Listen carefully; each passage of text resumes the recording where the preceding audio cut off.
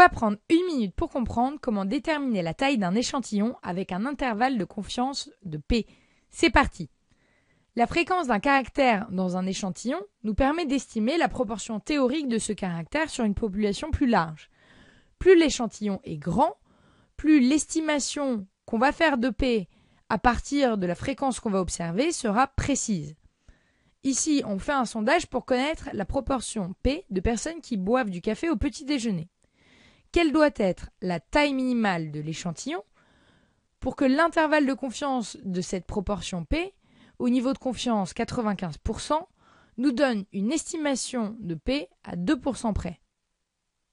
Pour ça, on va d'abord exprimer notre intervalle de confiance et plus particulièrement regarder quel est son rapport à F et N. Ensuite seulement, on verra si on a suffisamment d'informations pour conclure. Un intervalle de confiance de P au niveau de confiance 95%, c'est F moins 1 sur racine de N, F plus 1 sur racine de N. Nous, on voudrait que la fréquence qu'on va observer F nous permette d'avoir une estimation de P à 2%. Vu notre intervalle de confiance, ça revient à dire qu'on cherche N, tel que 1 sur racine de N soit inférieur ou égal à 2%. On n'a plus qu'à résoudre cette équation pour trouver N. On multiplie par racine de N sur 2%, on passe au carré et ça nous donne N supérieur à 2500.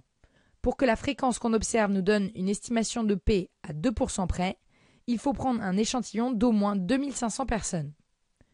Quand on nous demande de trouver la taille d'un échantillon, pour que la fréquence qu'on va observer dans cet échantillon soit une estimation de la proportion P à X%, il suffit de résoudre une équation de la forme 1 sur racine de N inférieur ou égal à X%.